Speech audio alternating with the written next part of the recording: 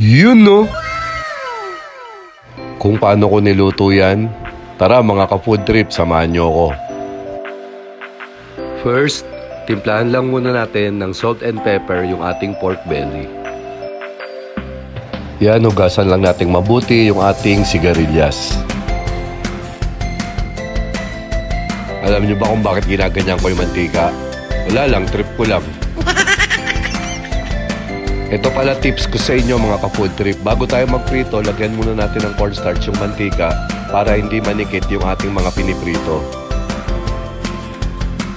Nalilesen din ng cornstarch ang pagtalsik ng mga mantika. Yan ang power ng cornstarch in cooking. Huwag niyong pagsasabi to mga ka-food trip, atin-atin lang to ha.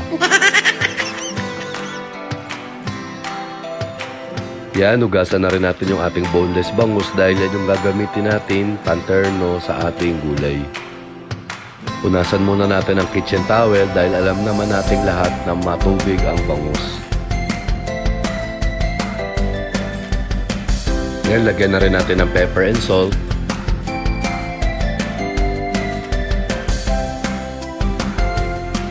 Yan, maglagay ulit tayo ng cornstarch bago natin iprito yung bangus para hindi ito manikit at hindi magtalsikan yung mga mantika. Lagay na natin yung onion and garlic. Gisa na natin yung ating alamang. Make sure lang mga ka-food trip na lutong-luto yung alamang para malesen din yung lansa nito. Lagay na natin yung ating sigarilyas, then mix well. Lagay na natin yung pangalawang piga ng gata at takpan. Yan, kumukulo na. Lagay na natin yung pork. Half ng pork lang yung nilagay natin dahil yung kalahati niyan gagamitin nating pantapis. Yan, lagay na natin yung purong gata.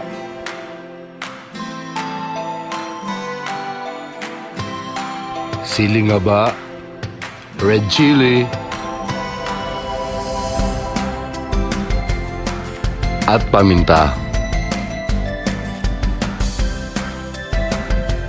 At para mas maging buong-buo ang lasa ng pork, nilagyan ko lang to ng half ng pork cubes. Pagdating sa gulay mga ka-food trip, mas masarap talaga pag half cook lang to.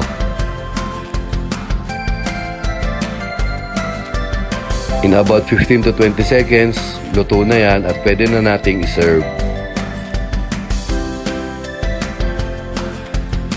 At yan, lagay na natin sa serving plate.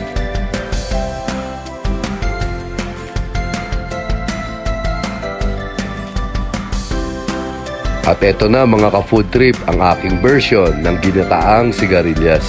Oh my God! Wow! Kita nyo ba yan mga ka-food trip? Pag di kayo napa-extra rice dyan, ewan ko na lang. Hay, mukhang wala na yata talaga tayo pag-asang pumayat. Ang hirap mag-control ng diet. Ang sarap kasi kumain mga ka-food trip no? Ito na yung ating boneless bangus at ginataang sigarilyas. Kainan na! Maraming salamat. Have a blessed evening and God bless!